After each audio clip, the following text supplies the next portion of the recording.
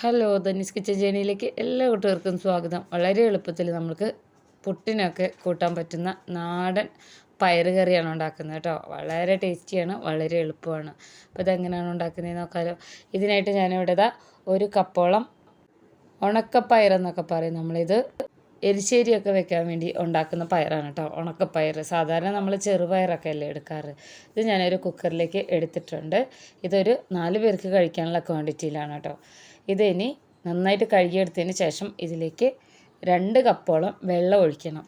നമ്മളിതിനെ നന്നായിട്ടൊന്ന് വേവിച്ചെടുക്കണം. ഞാനിത് വെള്ളത്തിലൊന്നും കുതിർത്തി വെച്ചിട്ടില്ല കേട്ടോ. ഇനി ഇതിലേക്ക് 1/2 സ്പൂണോളം മഞ്ഞൾപ്പൊടിയും 1/2 സ്പൂണോളം ഉപ്പും കൂടെ ചേർത്ത് നന്നായിട്ടൊന്ന് ഇളക്കിയെടുക്കണം കേട്ടോ. വളരെ ടേസ്റ്റിയാണ്. ഇത് ചോറിൻ്റെ കൂടെ, പ്രത്യേകിച്ച് പുട്ടിൻ്റെ കൂടെയാണ് കേട്ടോ ഇത് നല്ല മാച്ചാവുന്നത്.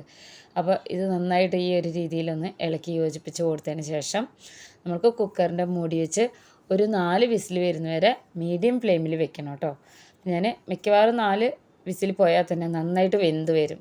അപ്പോൾ അതാ സ്റ്റൗവിൽ വെച്ചിട്ടുണ്ട്. ഇത് വെന്ത് വരുമ്പോഴേക്കും ഞാനിവിടെ അരമുറി തേങ്ങ എടുത്തിട്ടുണ്ട്. അരമുറി തേങ്ങ 1 കപ്പോളം എനിക്ക് കിട്ടിയിട്ടുണ്ട് കേട്ടോ.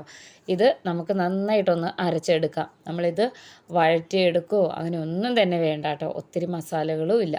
രാവിലത്തെ ജോലി എളുപ്പമാവാൻ ഇതുപോലെയുള്ള കറിയൊക്കെ ഉണ്ടാക്കി നോക്കിയാൽ മതി. ഇനി ഇതിലേക്ക് ഏതാണ്ട് ഒരു 1/2 കപ്പോളം വെള്ളം കൂടെ ഒഴിച്ച് നന്നായിട്ട് ഇതിനൊന്ന് അരച്ചെടുക്കണം കേട്ടോ. അപ്പോൾ അതാ ഞാൻ അരച്ചെടുത്ത് വന്നിട്ടുണ്ട്. ഇത്രയേ വേണ്ടുള്ളൂ. ഇതെല്ലാം കഴിയുമ്പോഴേക്കും നമ്മുടെ പയറുണ്ടല്ലോ, ഉണക്കപ്പയർ നന്നായിട്ട് വെന്ത് വന്നിട്ടുണ്ടാവും. ഉണക്കപ്പയർ വേവിക്കാൻ വേണ്ടി പ്രത്യേകിച്ച് വെള്ളത്തിലിടേണ്ട ആവശ്യമൊന്നുമില്ല കേട്ടോ. നന്നായിട്ട് വെന്ത് ഉടഞ്ഞിരിക്കുന്നുണ്ട്. നല്ല സോഫ്റ്റാണ് കേട്ടോ ഇത്. കണ്ടില്ലേ, ഇത് ഇളക്കുമ്പോൾ തന്നെ ഇങ്ങനെ ഉടഞ്ഞു പോകുന്നുണ്ട്. അത്രയും വെന്ത് വന്നിട്ടുണ്ട്. അപ്പം മീഡിയം ഫ്ലെയിമിലിട്ട് 4 വിസിലടിച്ചാൽ നന്നായിട്ട് വെന്ത് വരും. കണ്ടോ, ഇതൊന്നിങ്ങനെ പ്രസ് ചെയ്തപ്പോൾ തന്നെ നന്നായിട്ട് ഈ ഒരു രീതിയിലാണ് കിട്ടിയിട്ടുള്ളത്. ഇനി ഞാനിവിടെ ഒരു കടായി സ്റ്റൗവിൽ വെച്ചിട്ടുണ്ട്. ഇതിലേക്ക് വെളിച്ചെണ്ണയാണ് ഞാൻ ഉപയോഗിക്കുന്നത് കേട്ടോ. 3 സ്പൂണോളം വെളിച്ചെണ്ണ, 1/2 സ്പൂണോളം കടുക് ഒന്ന് നന്നായിട്ടൊന്ന് പൊട്ടി വരുന്ന സമയത്ത് നമ്മളിതിലേക്ക് ഒരു 4 ഉണക്കമുളക് ഇതുപോലെ നടുവൊന്ന് മുറിച്ചെടുത്തതാണ് കേട്ടോ. ഇനി ഇതിലേക്ക് കറിവേപ്പിലയാണ് ഇട്ട് കൊടുക്കേണ്ടത്. കറിവേപ്പില ഒരു 2 തണ്ട് കറിവേപ്പിലയും കൂടെ ചേർത്ത് കൊടുത്തിട്ടുണ്ട്. അപ്പോൾ ഇനി ഈ കറിവേപ്പിലയും ഉണക്കമുളകും ഒന്ന് മൂത്ത് വരണം. അതിനായിട്ട് ഞാനിവിടെ ഒന്ന് ഇളക്കി യോജിപ്പിച്ച് കൊടുക്കുകയാണ് കേട്ടോ. അപ്പോൾ ഇനി ഇളക്കി യോജിപ്പിച്ച് കൊടുത്തതിന് ശേഷം നമ്മളിതിലേക്ക് മുളക് പൊടി ചേർക്കാനുണ്ട്.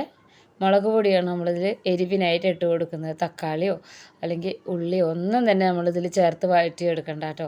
അപ്പോൾ 1/2 സ്പൂണോളം മുളക് പൊടിയും കൂടെ ചേർത്ത് കൊടുത്തിട്ടുണ്ട്. ഇത്രയേ വേണ്ടുള്ളൂ. ഈ മുളക് പൊടി ഒന്ന് നന്നായിട്ട് മൂപ്പിച്ചെടുക്കണം കേട്ടോ. അതിൻ്റെ കൂടെ ഇട്ടിട്ട് തന്നെ വളരെ എളുപ്പമാണ്.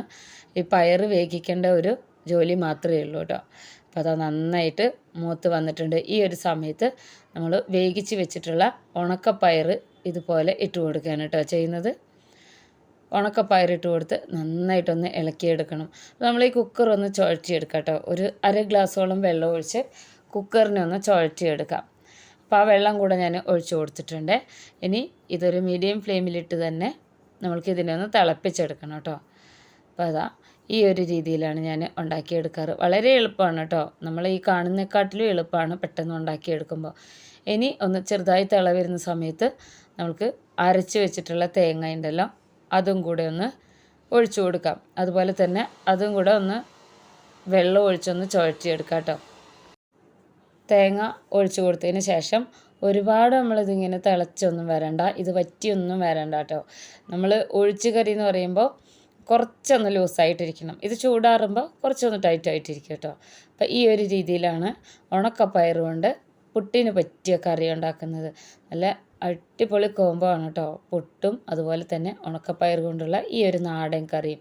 അപ്പോൾ നമ്മൾ വെള്ളം ഒഴിച്ചു കൊടുത്തുകൊണ്ട് തന്നെ 1/2 സ്പൂണും കൂടെ ഉപ്പിട്ട് കൊടുക്കുന്നുണ്ട്. അപ്പോൾ നമ്മൾ പയറിന് ആവശ്യമായിട്ടുള്ള ഉപ്പ് മാത്രമേ നേരത്തെ ഇട്ട് കൊടുത്തിരുന്നുള്ളൂ. അപ്പോൾ ചെറുതായിട്ട് ഇതാ തിളയൊക്കെ വരുന്നുണ്ട്. ഇടയിലിടയിൽ ഇതുപോലെ ഒന്ന് ഇളക്കി യോജിപ്പിച്ച് കൊടുക്കണം കേട്ടോ. അത് നല്ല മണമാണ്. ഉണക്കപ്പയർ വെന്ത് വരുമ്പോൾ ഒരു പ്രത്യേക മണമാണ് കേട്ടോ. കറി വയ്ക്കുമ്പോൾ, തേങ്ങ അരച്ച് കറി വയ്ക്കുമ്പോൾ പിന്നെ അതിനേക്കാളും മണമായിരിക്കും. അപ്പോൾ അതാ ഇത് ആയിട്ടുണ്ട്.